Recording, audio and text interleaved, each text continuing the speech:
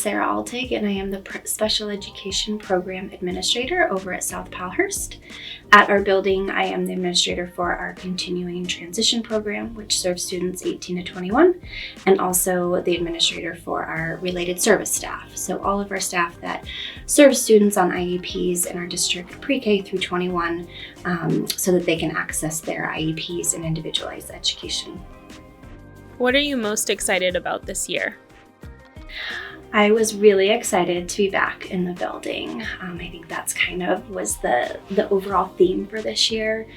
For me, I was excited to start at a new building, not new, it's probably the oldest building in the district, but new to me and a new position, and be the administrator with our Continuing Transition Program students. A lot of these students I had in the past, so it was good to see them as adults, graduated and thriving, and be able to be their leader there, and then also just learn a new role and work with my staff.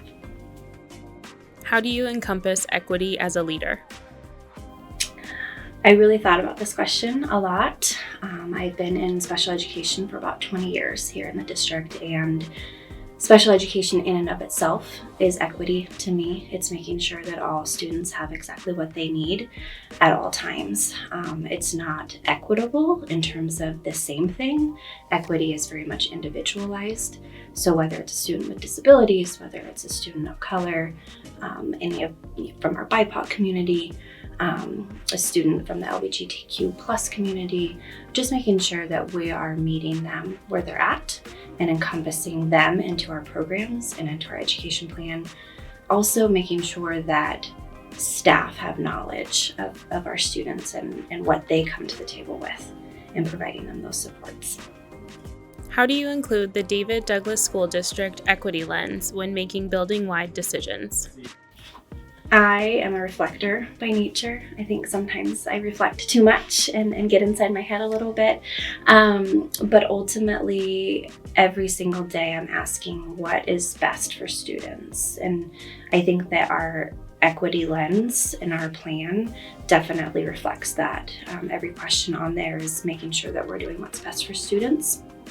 I'm making sure that I'm being inclusive and intentional in the decisions that I make, whether it be for our adult students in the community transition program accessing their work experiences, or if it's working with school psychologists and looking through our evaluation process and the initial referral process when we refer somebody to special education. Just making sure that we are being very intentional and inclusive in the assessments that we give our students, and then we're not just putting everybody into the same basket, so to speak. What does a racially affirming school environment look like? I think when you walk into a classroom, you can feel it. It's on the walls, it's in the language that's being used with the teacher, it's how students speak to one another, it's reflective on the posters and in the curriculum, and it's really thoughtfully planned out to reflect the students that are in the classroom or in the building. I think it starts with the teacher setting that stage and the foundation for that, but also having conversations with the class on setting classroom norms and having students really involved in that process and what their expectations of their classroom should be, and not have kind of a teacher down approach with that. I also think that having open and honest conversations, you'll see a lot of that in an inclusive, affirming classroom. What is your equity stance? I think that all students and all staff really should feel accepted and safe and heard and cared for and listened to. You can go down the list. I think that relationships are really the key foundation to our equity work that we're doing in our buildings and in our district. I think that it should be intentional and authentic in our learning and growth as educators. My stance is that I oppose racism and discrimination against and towards anyone, no matter what their race, religion, gender identity, background, ethnicity, and all together just being a good human is my stance. Just be a good human. How will you use data to ensure equitable outcomes for students? I think as a district, we do a really good job of looking at data across the board, whether it's our attendance data, to make sure that we're getting our students to school and that we're meeting their needs.